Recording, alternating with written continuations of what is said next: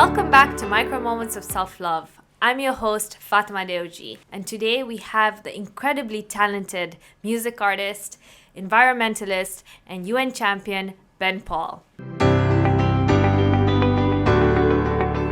Hi Ben, how are you? Fine. Good. How are you doing? I'm doing well. I think we've spoken a lot online, but we've never had a chance to meet. So it's such a pleasure to have you in front of me, and to be able to talk to you and share some of our ideas, our stories. So thank you for taking the time to be on this podcast. Thank you so much for having me. Thank you so much, and congratulations for the stuff you're doing and inspiring, motivating youth. It's really nice. Thank you, man. Thank you. I appreciate it.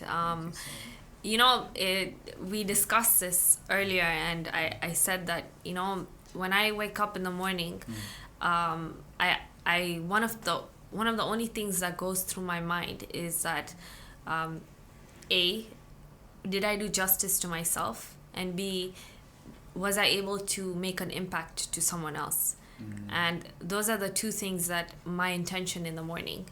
It's really nice. Yeah, so I try my best to live up to those intentions, and do what I can to keep that going. So maybe that's where it's kind of coming from.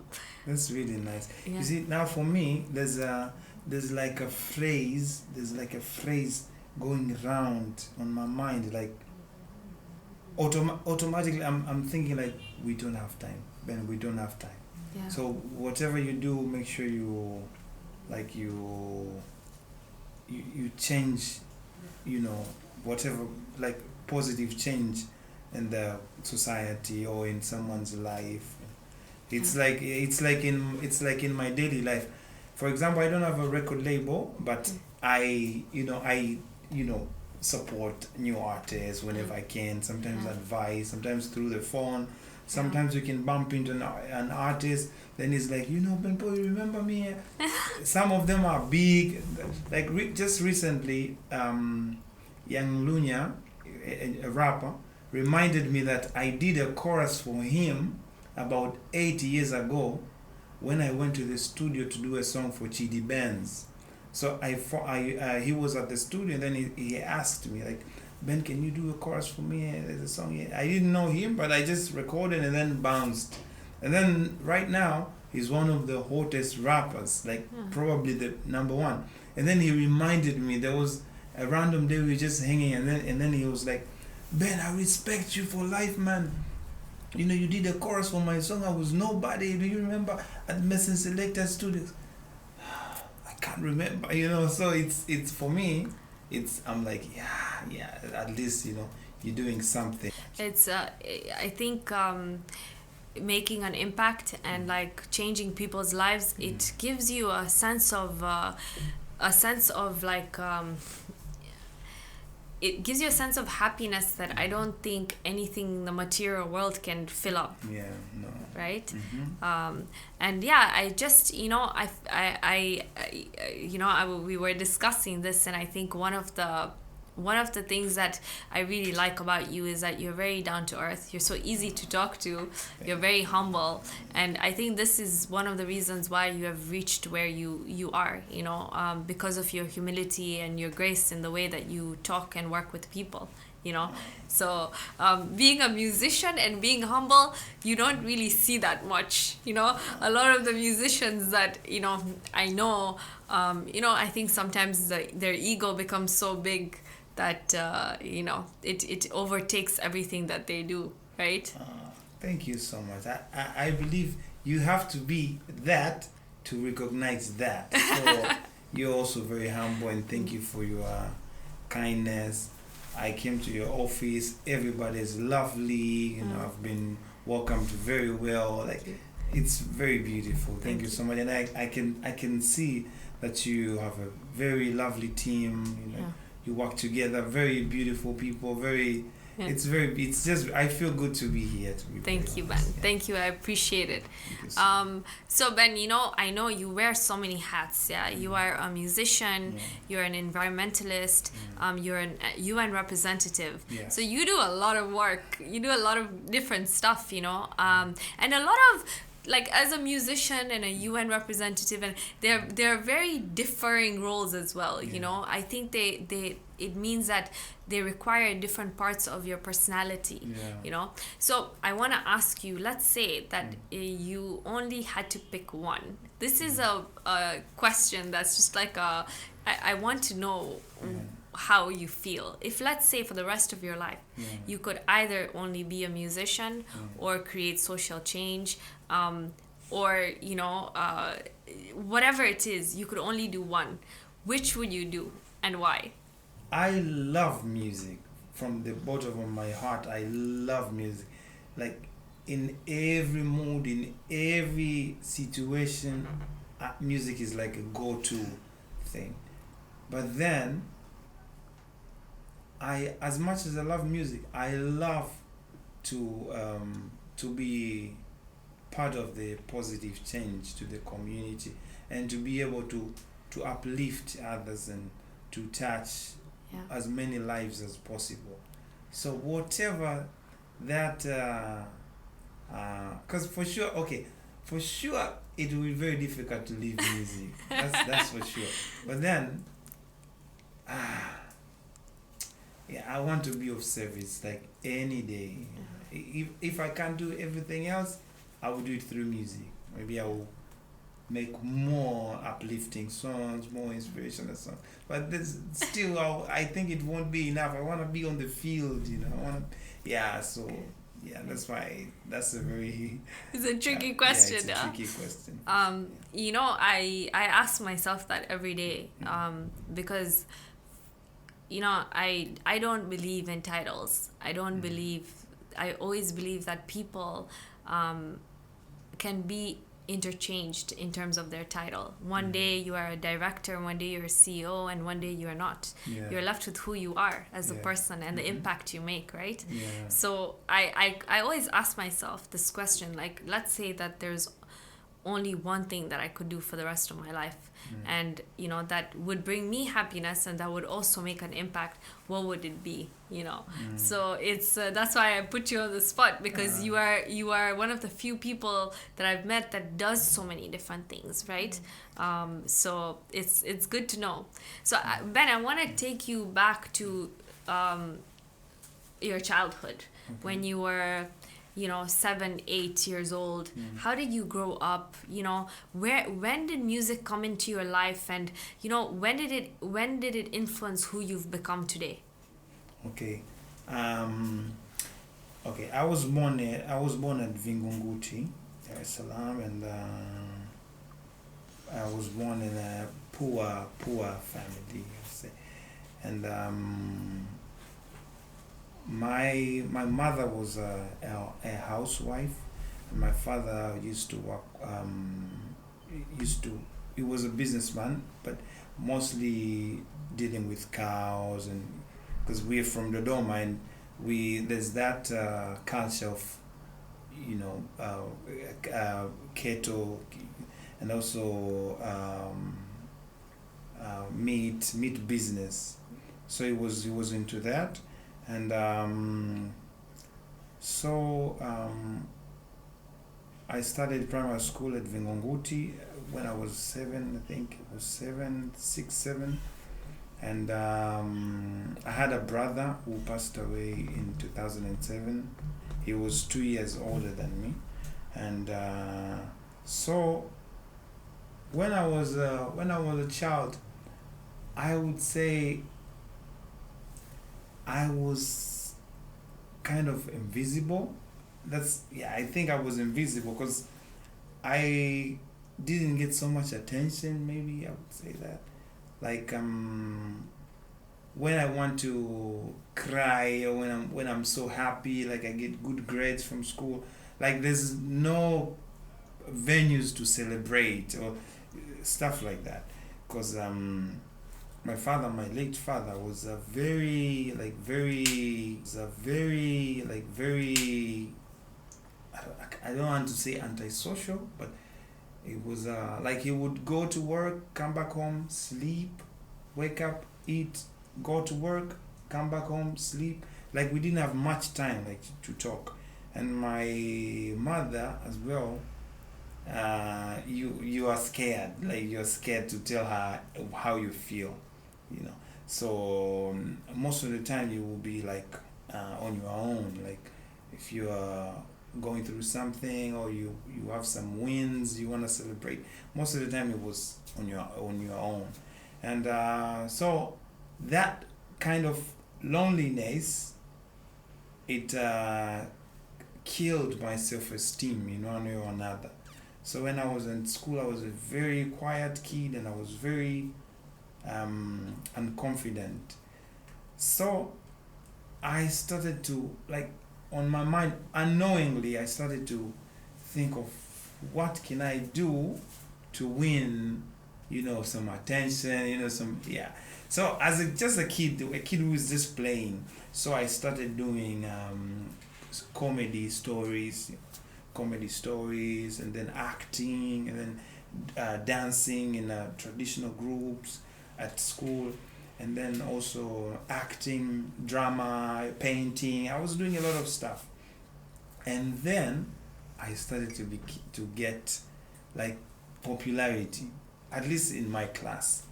So every day now, people were gathered. Like as soon as the teacher leaves the class, like students will come to my desk and ask me to give the stories, like the funny stories.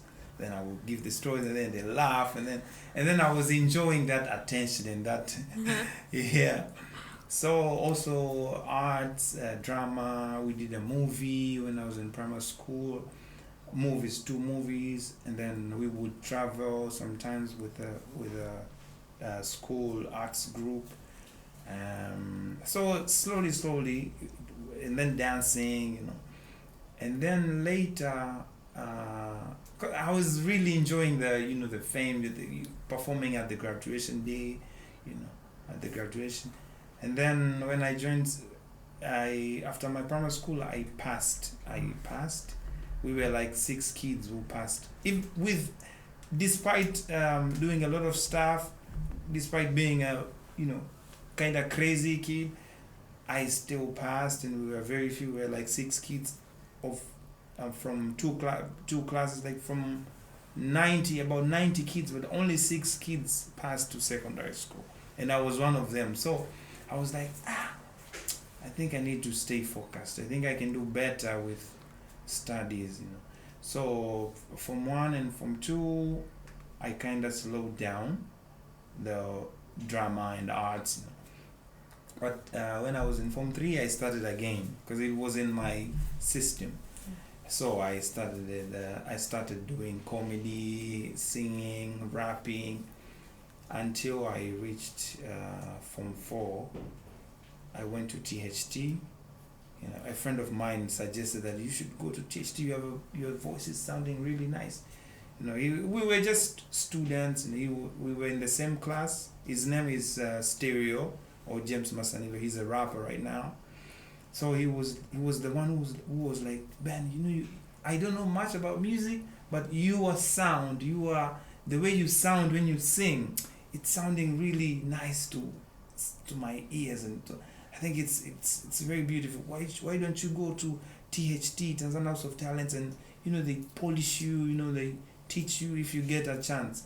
So I joined THT after I finished my ordinary level education, and then at THT, that I started classes. I passed the audition, and then I started classes, and then I was improving. Everyone was saying that I was improving. I could see it myself that I was improving. Even during the like every now and then they would remove students who were not improving, but I was there. I was still there. And then I was selected to join high school at Azania. So I also, and then again, I kind of slowed down because like, okay, I've passed my secondary education. Now I'm joining high school. So now I have to be serious, kidogo, at least for 1 year. Yeah, so I joined Tanzania, and then when I reached Form 6, I started again art and music. And then this time I was more serious, and then I said, Ben, soon as you finish high school exams, you have 90 days. I was like giving myself like some commands, like you have 90 days. Something has to happen with your music. You know how to sing. You went to THT. You went to singing auditions. You know how to sing properly. Like you are ready. You are ready to go. So soon as you finish your high school final exams, hit the streets. You have 90 days. Something has to happen. And then, so I finished my high school on February. I hit the road, and by May, I had my big song on the radio. It was called Patara, and then followed by Nikikupata, which was a mega hit with a video. I won an award. So, and then everything changed. Yeah. So, getting back to your question, music or art came as a form of as a even though I believe I was born talented. I was born with that gift. God has blessed me with that gift, but it came as an escape, or as a tool for me to run away from the reality, yeah. And that's wonderful, because I think that's art does that for a lot of people. You know, I feel like even with me, I love to paint, and I like to be artistic and creative, because I feel like it takes you away from, the things that are very fast paced in life. It kind of, it's a place you can be free, right? Yeah. And I was wondering, so of course it was an escape from the things that were going on in your home, but how did your parents react to you saying, like, okay, now I'm going to Tanzania House of Talent, and like I want to become a singer? Like, what did they feel about that? My mother was very supportive. Has been very supportive all the way, even though she never asked me to sing, or she would not come to my performance at school or something. But she was very supportive. She was a yes person. So I would ask for transport to go to singing competition or to go to THT. She would easily just give me. And but my father was a bit against. He was like, you have to finish school. He was a bit serious. I mean, he was a bit strict. And my father changed his mind when I started paying, because after my high school I started music for like a year, and then I went back to school. I joined IFM, Institute of Finance Management, to do banking and finance, and then I joined IFM, sponsoring my own self through music. So it was like, this thing is serious, huh? Yeah. And then he could see like things were changing. I could make money. I could also support my young brother and my last born sister. I could support them as well. So it was like, this is, now he became very supportive. But my mother has been very supportive all the way. Even the day when I won an award, the first award, she cooked for the kids in our neighborhood. We didn't have much of one-on-one talks, and she, until today, it's very hard for her to say congratulations. She can she can show it, or she can talk to other people about you, and she can say how proud she is, but it's very hard for her to tell me like, well done, congratulations. That's, I don't know why, but yeah, but she's been very supportive. Like, yeah, she was never a distraction in my path. I think there's different forms of love, you know, and I always believe that, you know, our parents, they do the best they can with what they have, you know. But I want to know that how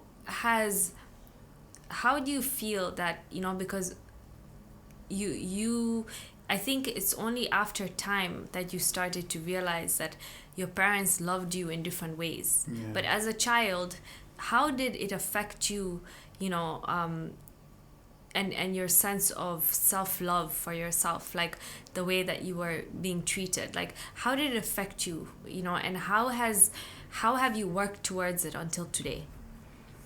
Now, it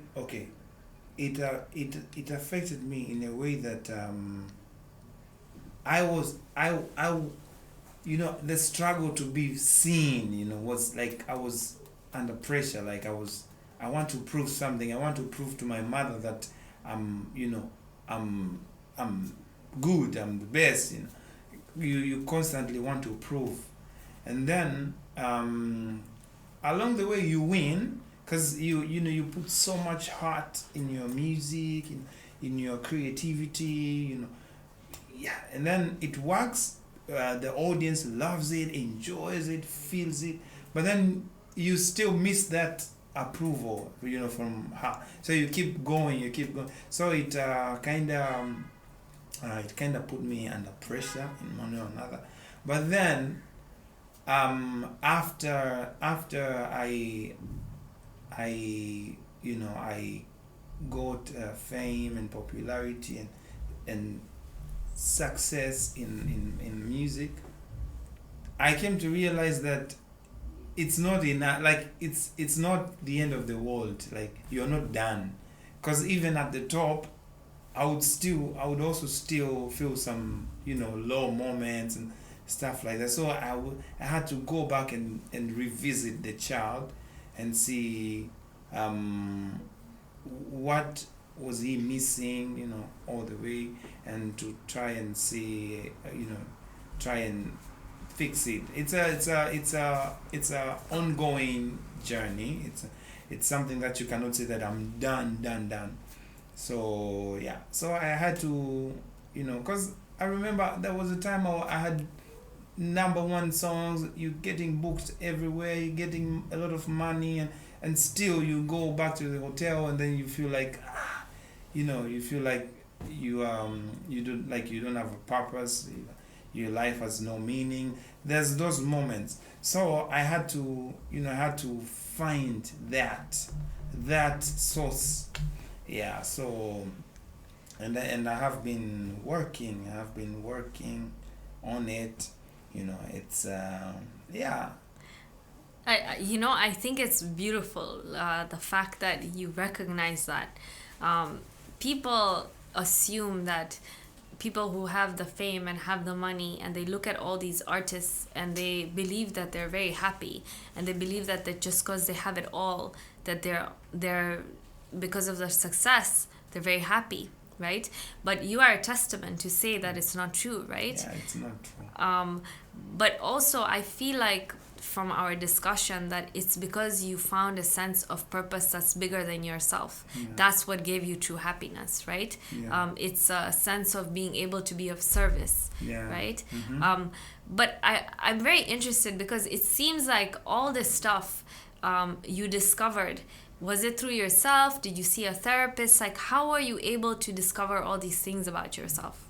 During my marriage, is when I was forced to revisit the child in me.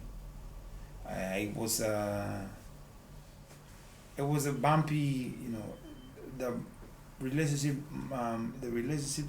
/ marriage was a bumpy, you know, it was a bumpy one, but it is, I thank that page of my life, because it helped me to revisit the child in me and see why did it happen in the first place, and all the familiar things and the familiar moments and familiarity that may not be healthy, but you stay because it's familiar and it's something that you grew up with. So I would say the biggest part that helped me revisit myself and work on myself is during the marriage. Yeah. I want to know that now that you look back, Yeah. okay, you've done a lot of work on yourself, Yeah. right? Yeah. How do you feel that you could have done better in your marriage now that you know yourself more and you've worked on yourself? What are some ways that you feel like you've changed, because of a sense of accountability and a sense of realization? How have you changed in the last 2 years? And, how do you feel like you were in your marriage, and now that after a lot of thinking and a lot of reflection, you've changed as a person? Boundaries, like my boundaries were a bit loose. Like I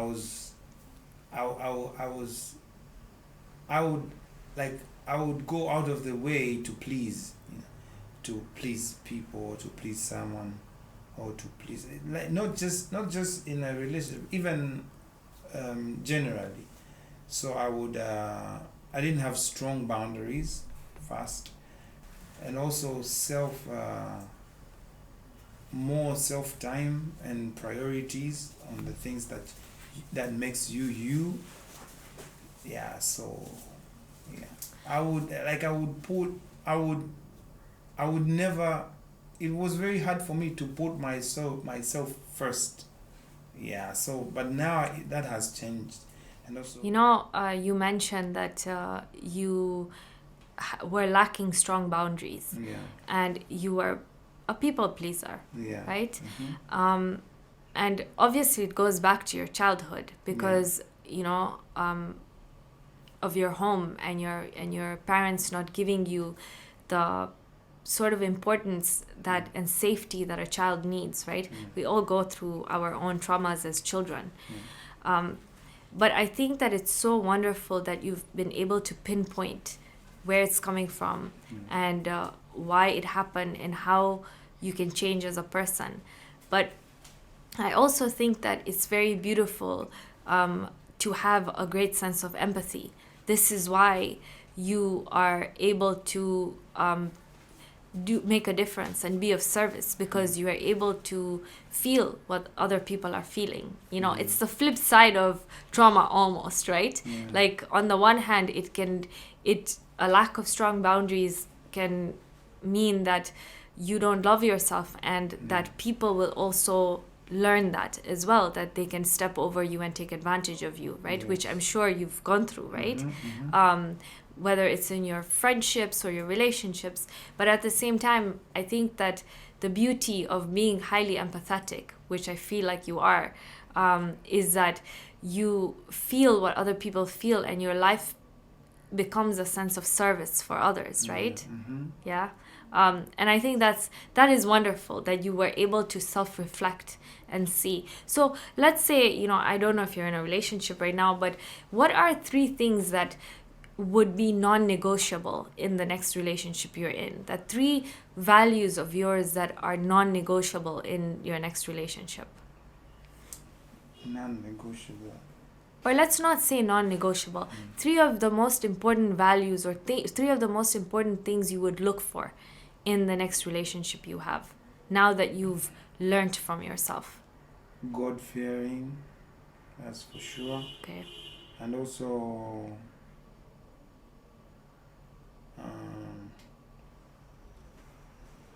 I would love, there's simple things that I love to do that makes me me, like music, recording,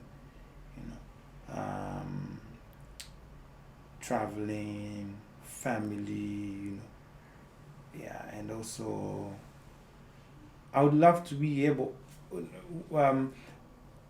no matter the relationship, no matter the situation, no matter where I'm at, I would love to, once in a while touch one, two lives, serve here and there. I would love to be able to do that. So, those things, God fearing, Someone who can go on that journey with you and Yeah. understand you, right? yeah, yes. Those are the key. Because everything else, you cannot, because we are all human, we are all human beings. Sometimes you cannot like say, you cannot like measure, or like you cannot say it has to be here to here, Yeah. because we are humans. Sometimes, some things can happen, maybe you're not happy, because we are all humans, you can understand. But those are the key things: God fearing, support, as in to support, not necessarily support, but at least give someone, a space to do what he loves, what makes him him. Yeah. I don't believe in love. Do you believe in love? Love. Yeah. Define love. People, when they say, oh, I love this person so much and I can't live without them, and it's a word that's very highly used, and I think it's a word that is used because people don't really understand what it is, what love actually is. So for me, it's not love. For me it's respect. For me it's if I respect you and you respect me, we can create a good relationship. For me, it's if you are loyal to me and I'm loyal to you, that's what makes a relationship, right? So what are your thoughts about love? Have you been in love before? So many times, and not necessarily a romantic love, right? Yeah, I love love, and I believe love does not necessarily to be like reciprocated. I believe love is something you give, whether you get it back or not. Even the people that I don't want to interact with most of the time, I love them, and because I love them, I would love to see them a bit far from me, because I love them. I also want to, I want to also protect them, because and so like I say, love is like, it's not like a loan, like you give, I'm always there for you, but you don't do this to me. No, that's not love. So for me, love is something that you give. I love people, even people that I bump to at the malls. They come, they take pictures. Some of them, they chat a little bit. You talk to them a little bit. I love. She's nice. Oh, he's nice. There's that love. There's that automatic love. Even if I'm not meeting you tomorrow or the day after, or I will never meet you again, but love, I love you. That's love for me. Do you love yourself?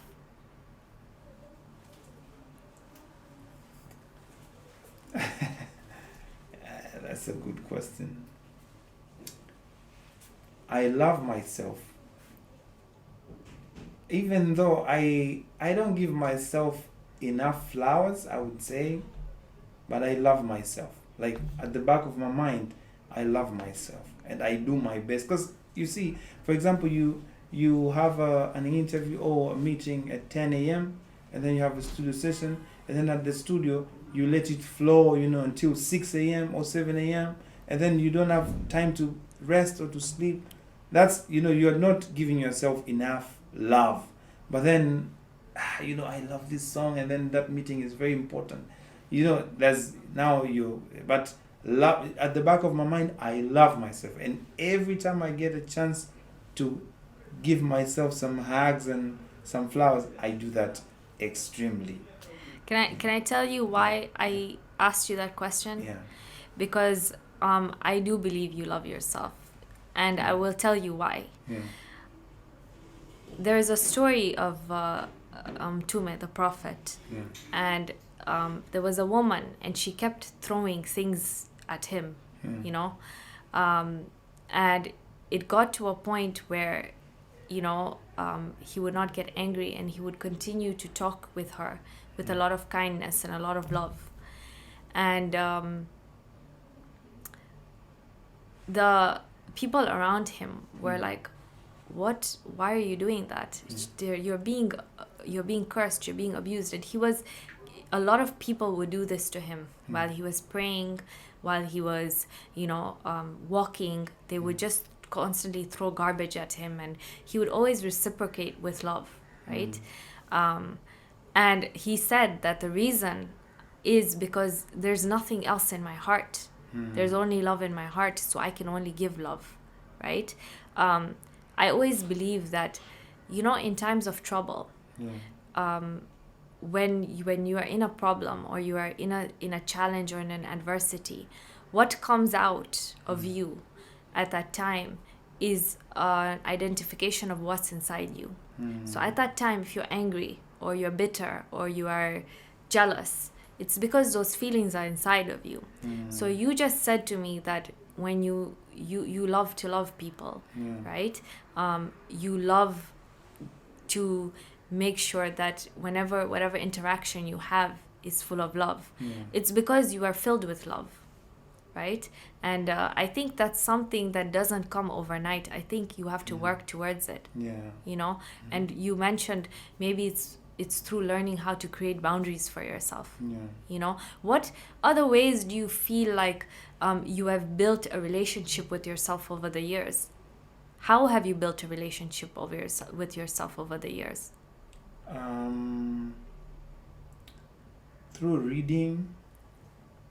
I've been reading, not a lot, but I've been reading, and also listening to audiobooks, and also watching some materials online on YouTube. I do that a lot. And also through talking to therapists, and also talking to the people that I trust, and also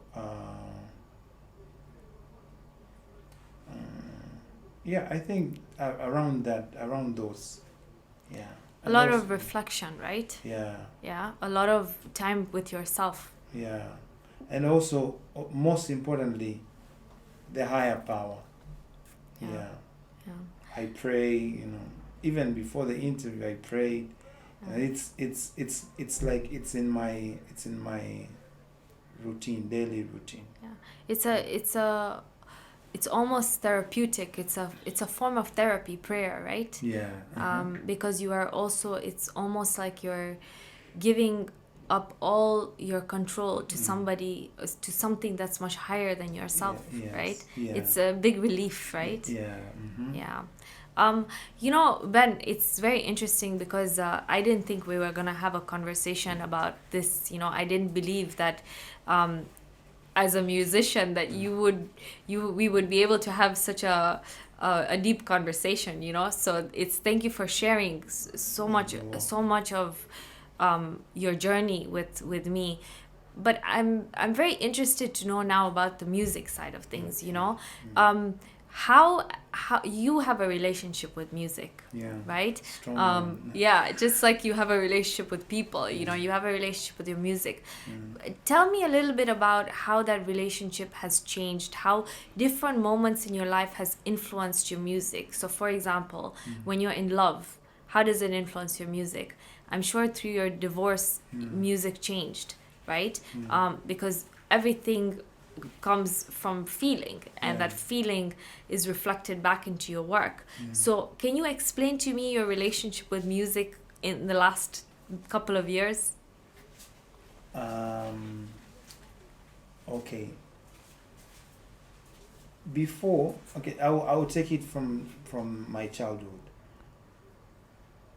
When I was growing up, my father used to buy tapes, like back in the days, the tapes where the music tapes. So he used to buy a lot of them, like the old Swahili old songs, the Congolese music, African music, like the South African music. So we used to, by default, you growing up hearing, music, and he had a very good taste. And also my father was a listener, and he would like to dance a little bit, but my mother was a singer. Like she would sing every word, and she would sometimes try to write the lyrics of old Swahili songs. So she would be singing while washing clothes, while cooking. So I grew up around that situation. And then later, when I started music, when I went to THT and started chasing my dream in the music.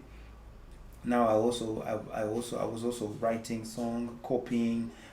At some point I was singing with a band, with a local band, singing copies, South African songs, American songs by American artists, so many songs.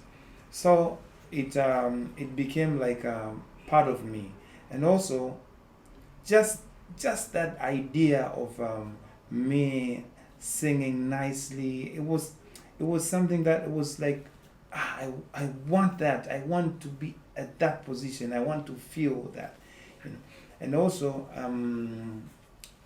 now when it comes to composition, before my marriage, I could easily write about anything. If we like whatever I go through, whether it's a breakup or whether it's a happy relationship, I would easily write about anything, everything. Like for example, my young brother failed his ordinary level secondary education. He got close to zero, and then through that situation, it gave me an inspiration to write a song called Jikubali, believe in yourself. It doesn't matter how many times you fail, you can still make it. And that song was a big song. So through situation, but during my marriage and after my marriage, I don't know why. I still trying to figure it out, but I kinda disconnected. Like I had, like, you have so many things to sing about, so many stories, but you just can't put it in the music. Yeah, so it's, I would say, recently I haven't been writing so much. It's been, because I still have a good ear. I know what sounds good, and I know good lyrics, and I know good tunes, but it's kind of, I would say, the experience kind of drained my motivation or my inspiration for music a little bit, especially when it comes to composing.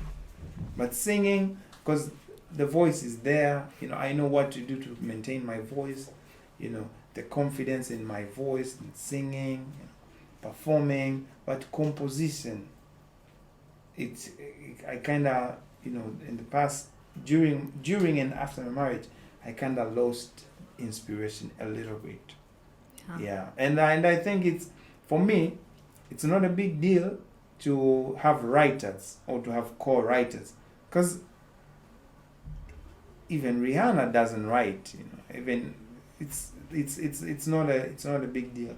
So yeah, as I'm recharging myself, I have decided to let other people write for me. Yeah. Yeah. It's it's called micro moments of self-love because everything in life is doing it small steps at a time. Yeah.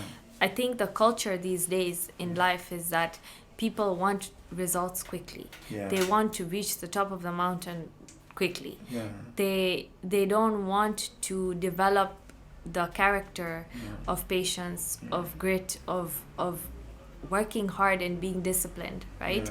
Yeah. And everything I feel like can be accomplished if you just do it very slowly, Slowly, you yeah. know, one micro moment at a time, you know. Yeah. So I believe that you know, you if you keep doing it, you know, it will happen slowly. Yeah. Yeah. Have you tried journaling? Because I feel like writing music and journaling is very similar.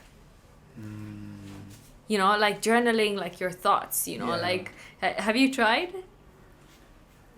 Okay, I do that. I do that, but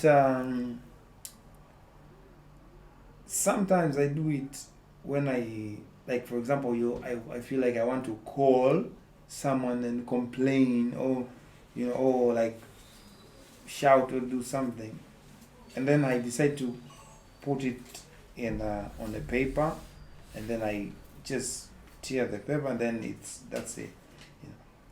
In that way, yes, but journaling, like, about my life and experiences, I don't do that much. Okay. But the goals and what I want to achieve and how, and the plans and everything, I do that a lot. Yeah. And also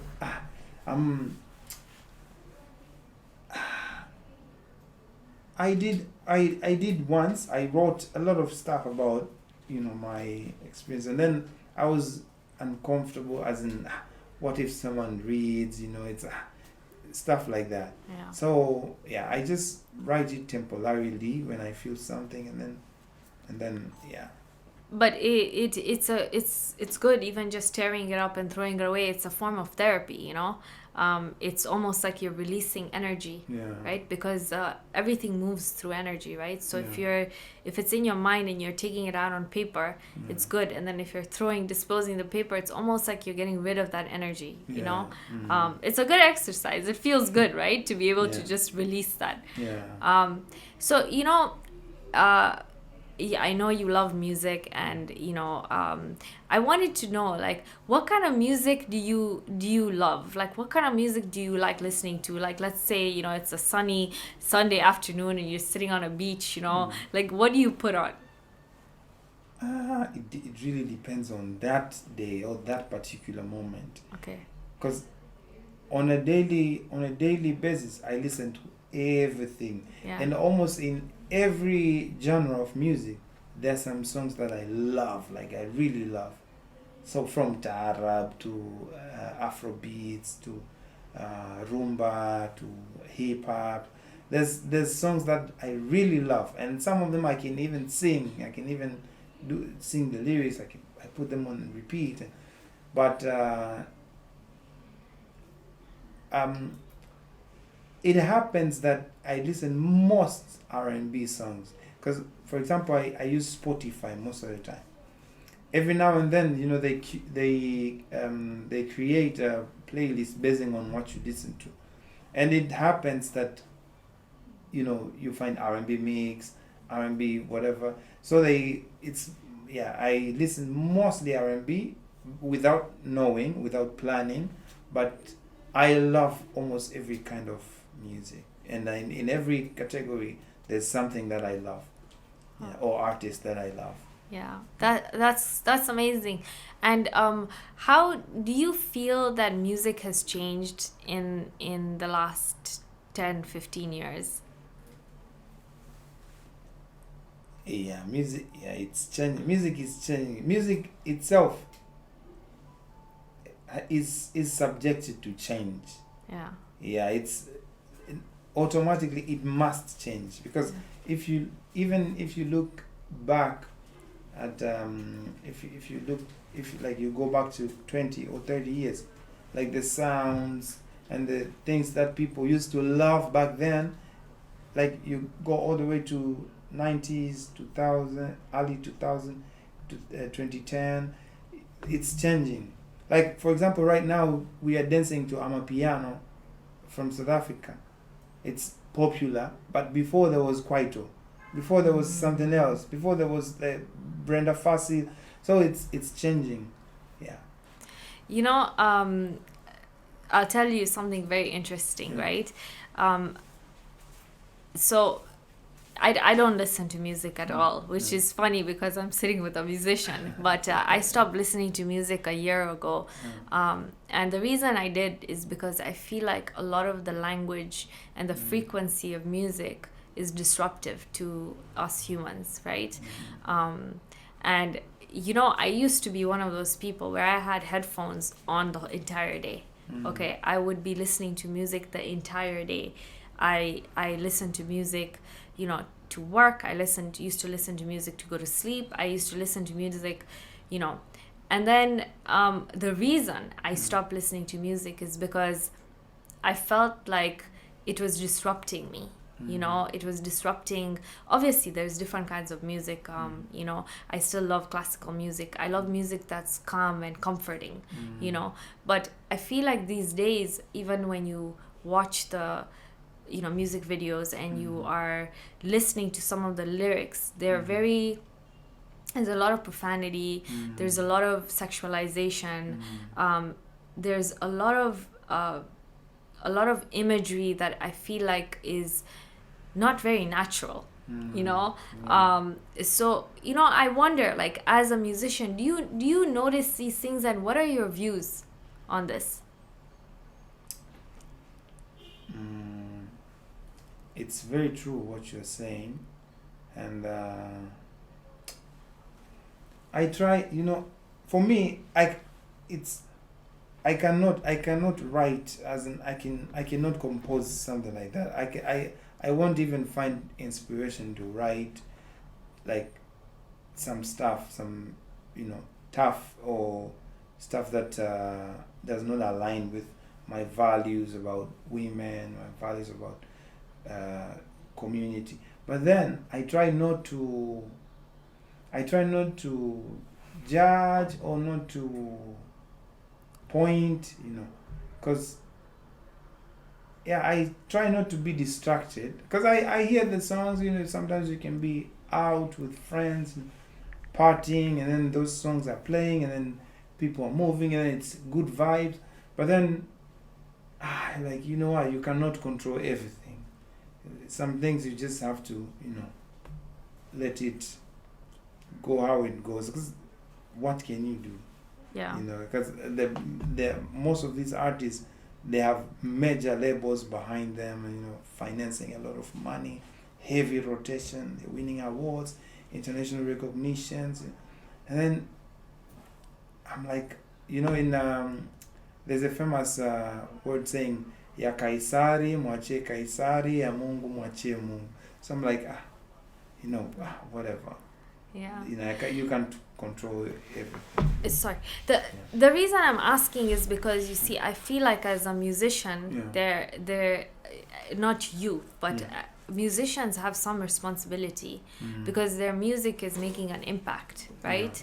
And, you know, one of the reasons I'm very passionate about this is not only about music, but just about noise in general. You know, so this is a shirt. It's called Block Out the Noise, and it's part of my new collection for FD the Movement. It's nice. Yeah, so it's Can called. I have one? Yes, yeah, absolutely. I could get you one. I actually have one for you. Thank you. And it's Chronicles of Osu, and Osu is a story of. It's like all of us have an Osu inside us, right? That is journeying towards self-love.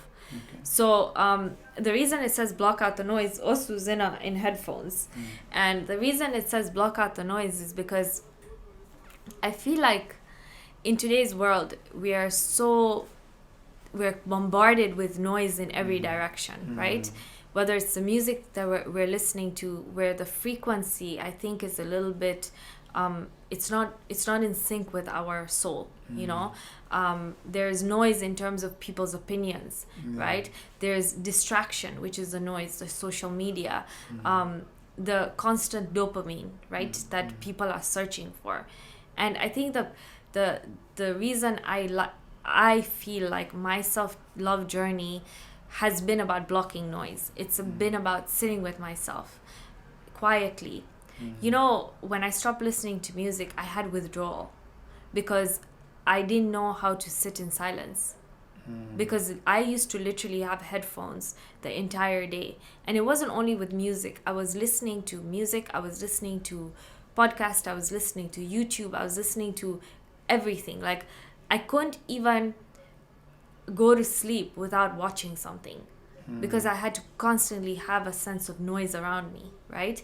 And the reason this means so much to me is because I feel like it was so hard for me to just sit with myself because I was escaping myself all the time. I just wanted to run away from myself, and I didn't want to sit and think about, important questions in my life. So I had to literally block out the noise, take myself out and sit with myself. And the withdrawal was literally, my body was like, it was in chaos. It did not want to sit. It did not want to slow down. It wanted to keep running. So I had to force myself to say no. Block everything out. Who are you? Who are you? What is important to you? What kind of person are you? Right? Who do you want to become? And that's why I feel like, it's so important to take time during your day to have that relationship with yourself. Because, they say that how can you serve others or be of any value to others when you don't even know who you are, right? So build a relationship with yourself, learn to love yourself, and then it's almost like a ripple effect. You will start to exude all this love and whatever is inside you that you work on. Many people, like, I used to have a lot of anger about things that happened in my childhood. I used to have a lot of pain, and I used to be very reactive. But I had to work on it. I had to sit with myself and say, okay, why is it happening? Where is the pain? Why are you in pain? And then slowly, to the point that these days I don't react, because I know that I owe myself a lot more than to react to other people. I know that I am so powerful and I'm so in control that anything on the outside does not manipulate me in the inside. I'm very lucky that I have not come across people who are saying anything negative about me, at least to my face. Nobody. I don't get a lot of bad comments on social media. Everyone is pretty wonderful to me, but I don't get fazed by people on the outside. I don't get fazed by attacks on me. I feel like I've reached a point where it's not arrogance, it's out of a sense of humility and understanding that even if it happens, you have compassion towards the other person. You understand that they're in pain, that they're projecting something, right?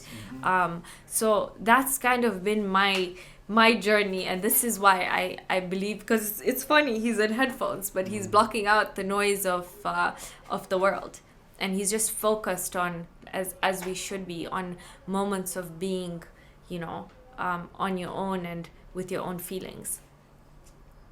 That's deep. And I will tell you one thing. When you were talking, I was just remembering some of the artists, that they can sing like bad words and things like that, but I would say it's sometimes I see it as pain, as a struggle, as a cry for help. Because even in the studio, sometimes you can be working together with other artists, and some of them have to be intoxicated a little bit, to get in the mood and stuff like that. But then looking at the lyrics, and that it's gonna be played at the clubs, people are gonna love it. But then when you go deeper, you realize that is like a, it's pain, and you try not to be judgmental, because the, because apart from music being something that we love, also some artists and they working with the record labels and it's business there, it's commercial is there, so there's so many things. And I also think it's an outlet for people, right? Like for a lot of people, like for musicians, it's an outlet to be able to just be who you are, and kind of it's like journaling in music, right? Like they're just removing everything from there, Exactly. So I can understand that, and I do have a lot of compassion. I just feel like as us, we have to be very mindful of what we listen to, what we consume, because we're in a culture where there's so much information out there. It's like information overload, that you are constantly consuming information that sometimes doesn't really serve you, so it's a double-edged sword, it is. And but I think it is important to go back to the basics, which is know who you are, know what's important to you, and then things will align. Right? Very true. And also, of course, to continue working on yourself, because you can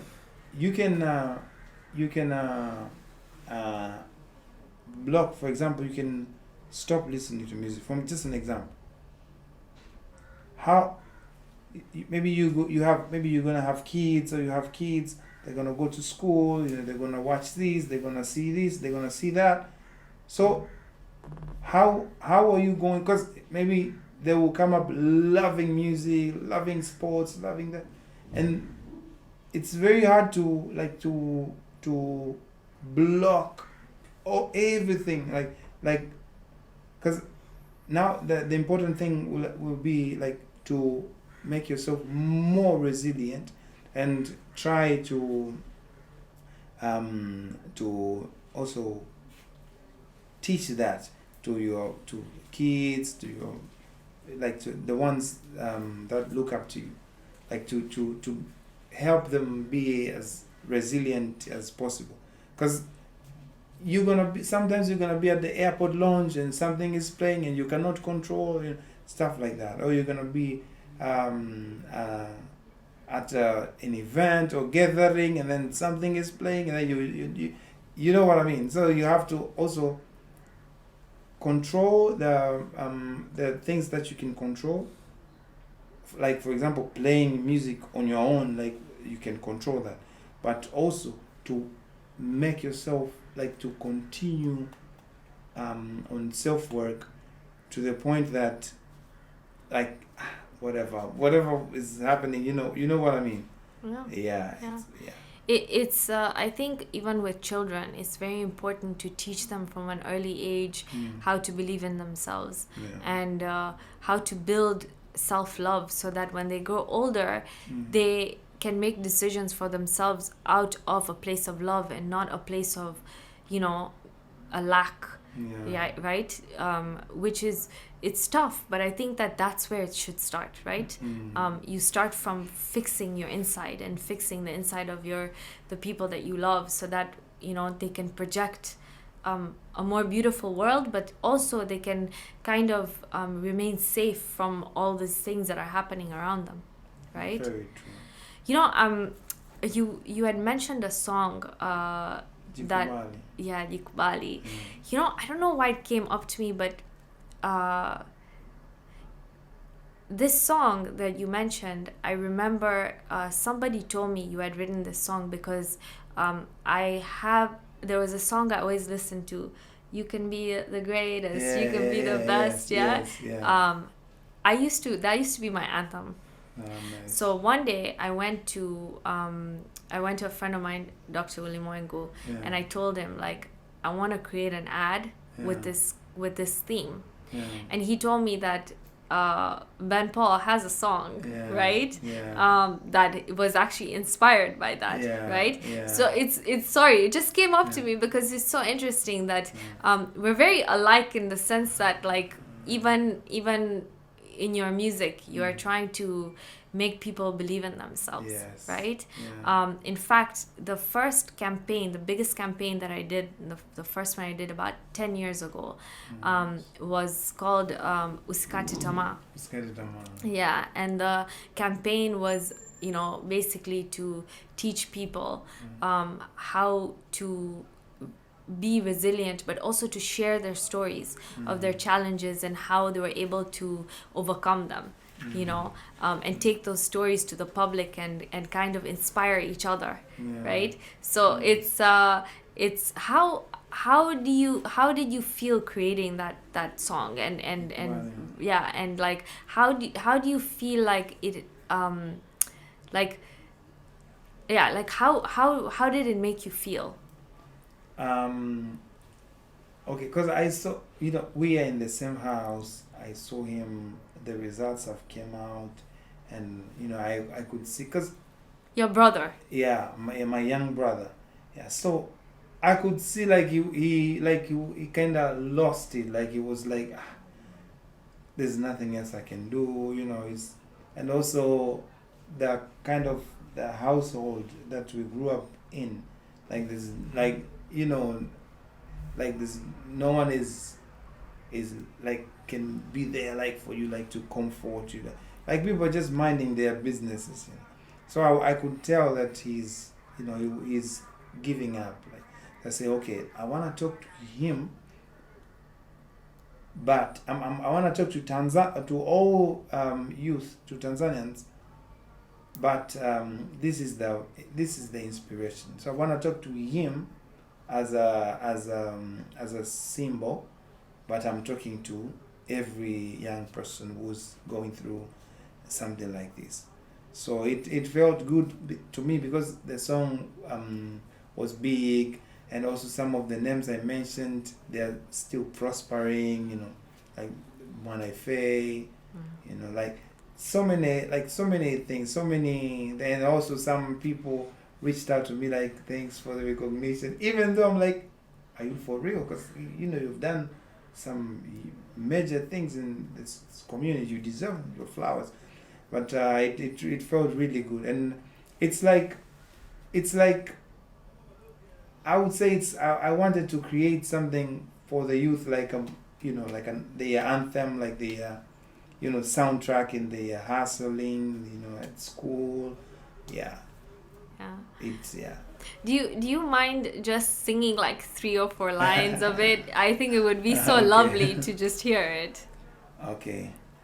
Utavunja vunja miamba, misha milima, vikwazo lazima na usirudi nyuma. You will be a hero, you can be the best, you can be a leader. Tanzania ni yako, penda watu wako, kuwa mfano bora kwenye jamii yako. Star kama AY, kufika lipo FA, inawezekana if you work hard in it. Na utafika mbali, utazame ulikotoka. Bunifu mwenye hadhi kama Dija Mwanamboka. Naweza kuwa rubani, naweza kuwa hakimu, nataka kuwa salama. Wakati wako ndio leo. Yeah. Yeah, that was good. It was beautiful. Thank you. You know, you can feel the like the love and the inspiration from that song, you know. I think Yeah. it has a certain energy to it. Yeah. Thank you. And yeah, I'm sure that it is continuously inspiring, Yeah. you know, so many people to not lose hope and to Yeah. keep fighting for their passion and their purpose, Yeah. right? Mm. And you know, it's such a testament to you to create songs with purpose, music with a purpose, you know. I think it's beautiful that in a world like this where people, I think music with a purpose is decreasing these days. Everybody's Yeah. after like music that kind of makes you want to move, and Yeah. with a good melody. But those, like, I'll tell you, that song that I said to you, I used to listen to it every day. It really helped me. It was my anthem. I used to listen to it every day, and it's one of the reasons why even my marketing campaigns, I make sure that they have a sense of hope to them, that that when people are watching them, they feel a sense of hope, and they feel a sense of like that something bigger than them that they can Yeah. achieve, so yeah, it's wonderful. I love that. Thank you. You have a beautiful voice, Thank you you so know much. and Thank you so much. yeah, it's it's been so inspiring to listen to you, but at the same time I feel like I've learned so much from you, even in your humility, your ability to juggle so many things that you do, but with a sense of love, a sense of understanding, and I think that if more of us worked on ourselves, and more of us chose to live a life where we are compassionate with ourselves, we're able to do more justice to those around us, right? Very true. Yeah. Very true. And if there's one thing that really disappoints me, because I talk to so many people, randomly. Sometimes at the hotel, you go to a show, let's say in Mwanza, someone can come, of course sometimes it's risk in terms of security, but you try your best to support. Someone can just sneak in at the backstage and try and chat. There's this one thing is what really breaks my heart, when like you can see it from someone's face that he's not believing that he can make it. Like I've never seen such thing that heartbreaks me than seeing someone, or seeing a young person not believing in him or herself enough. I'm like, what can I do now? Because you wish you can put the spirit in her or in him, so that he can feel that. Because I'll give an example. When I was looking for someone to help me with the music, like a studio, a management company, or record label, I would go to studios, almost every major studios. I went to them, I knocked, say, I'm a singer, I can sing, I have a demo here, I recorded, even though it's in a very local studio, but I believe you can hear my voice. Even when I was trying, every time they say no, or they didn't have time to listen to me, I was like, what I was telling myself? I was like, I want more of this, because I know one day I'm going to be someone. Now, what am I going to tell? Like, okay, I just finished my high school and then became a star. No, I want these stories. I want many no's, as many no's as possible. I would leave the studio smiling, like, yes, yeah. I just got rejected. Yeah, like, because I want this. I'm gonna put this in my history later when I'm because I could see, like, I could see, like, what can stop me from reaching my goals. Like, I could not see, and I was sometimes, until today, when I pray, even though back in the days it was more deep, I could pray and ask for things in details. Like, I could ask God even the time and the dates. Like, I asked for something with the dates, and like, it's like someone praying for a t-shirt with the color and every details. Like, I was praying like that while putting in work, and I was ready. I was ready 24/7. Even the day I got a call to go to the studio, I was just chilling with my friends, listening to music. And then I got a call from a producer. His name is Duke. just after he said, "Can you come to my studio?" Say, "This is Duke. Can you come to my studio?" I said, "Okay, yeah, sure, I'm coming." And then I told my friends, like, "This is Duke. Duke is a very big producer. He worked with Fit Q. He worked with Witness. He worked with Banana Zorro.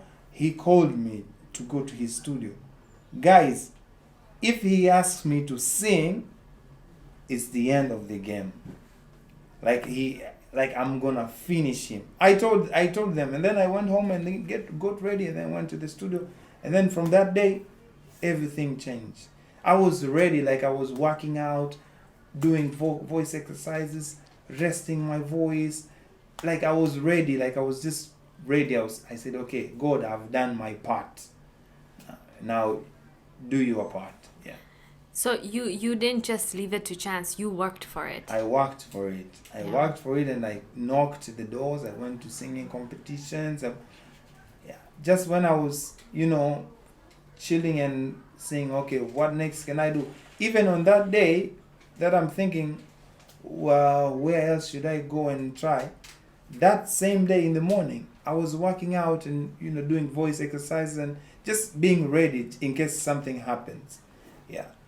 I believe that when you go through life, it's tough times and challenges and adversity, they build your character. Yeah. Right?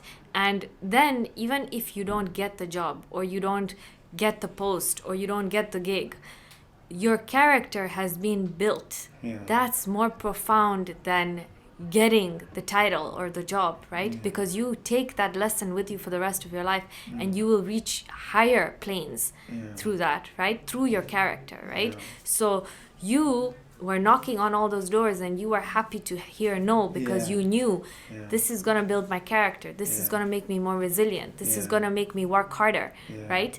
And that, I feel, has made you who you are today, because it doesn't matter where you go in life.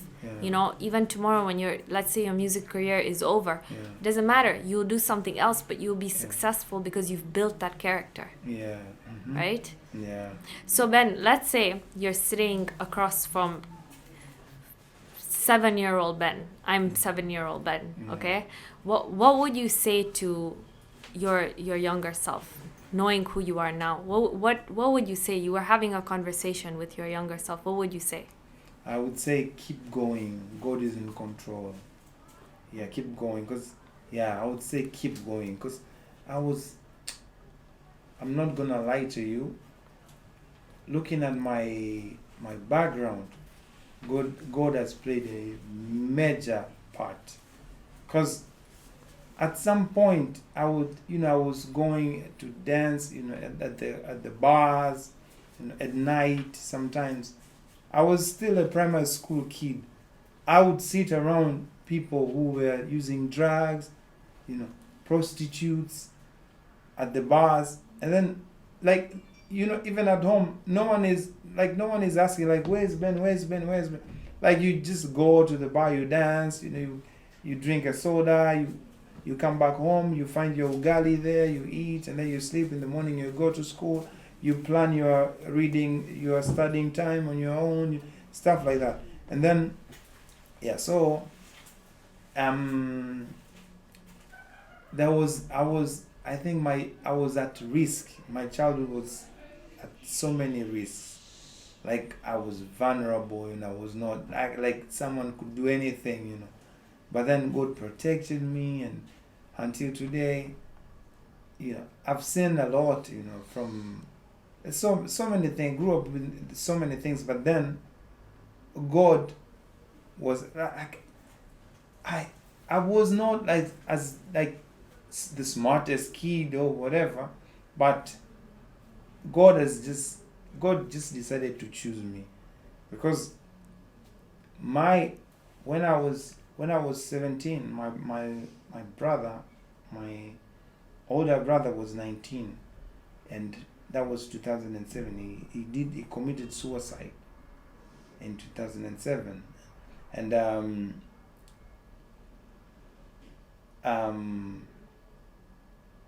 I now, as a grown person, now I can understand, like, but that, the shit that we grew up, the stuff that we grew up with, the yeah, I can understand you, bro, because you know what I mean. So yeah, so for me, I would say keep going. God is in control. Yeah. What would you say to your brother if he was alive? Or if you had, let's say, I'm gonna re-ask that question.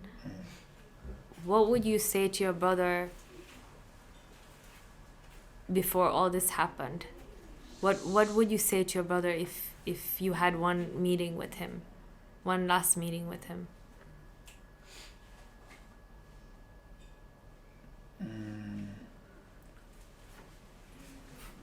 I would tell him that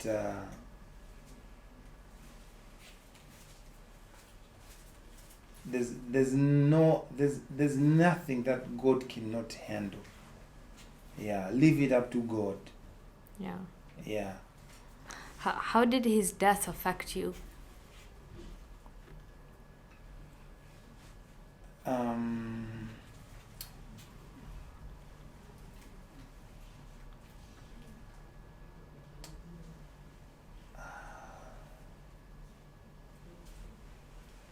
Okay, I hardly cried when he passed away. I hardly cried because on my mind I'm like, already at 17 years old, it's like I've seen a lot of crazy stuff, and I was at a point that I was a bit numb.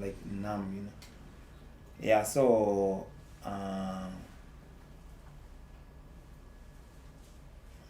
yeah, so I would say it's God's plan, and God, I would say God, between the two of us, God decided to choose me, and yeah, and I do my best to be a good example to my young brother and my last born sister, so yeah, yeah.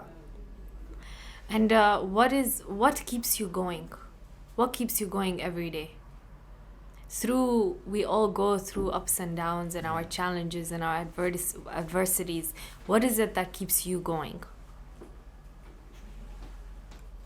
Okay, number one is the constant need to play my part, to first of all to play my part to make a positive change to my family, like my son, my mother, my relatives, when I can, like to do some change. My young brother, my last born sister, like to be, to support them as much as I can, to be part of the change in their careers and their in their businesses and whatever they're doing, to be part of support that one. And also, most importantly, also to, because there's so many challenges that the community is facing, that the humanity is facing, and I feel the need to contribute. So I'm like, okay, if I die naturally, that's God's plan, but if I do something to harm myself, it will be very selfish, because I could contribute something, and the humanity is facing so many serious challenges, like domestic violence, a lot of the kids, we read every day, we read news about kids being raped, being harassed, and as a human being first, before artist, before celebrity, whatever, as a human being first, there's something I can do about it, even if it's a simple tweet, even if it's anything, even by reading, educating myself more about on the statistics and the effects and everything, even by educating myself a bit more, it's also part of the movement, because through that education I can also tell someone, teach someone. So I feel that constant need to contribute, to have a meaningful life and to have a meaningful career. So those are the things, and also the I constantly, I believe I have a gift. God has given me a gift of talent, and I want to share it. I want to continue sharing it, because looking at myself and trying to open the gift, I'm like, no, I'm not done. I haven't sung enough. No, so that constantly, like, I want to keep going, because I want to continue to open the gift, to share the gift to the world. That's beautiful. It comes from a very selfless part of you, to be able to just keep giving, as long as you can, right? With so much love, right? Yeah. Okay, so to just end this podcast, first of all, I want to say that just listening to your story has been so inspiring, mostly because I feel like you've really worked on yourself. Like, I feel like you've really self-reflected in your journey, and you're constantly on a journey to do better and be better, and it's so important. Sorry. It's so important in life, to have that accountability every day, right? So I want to end with the question that, are you truly happy?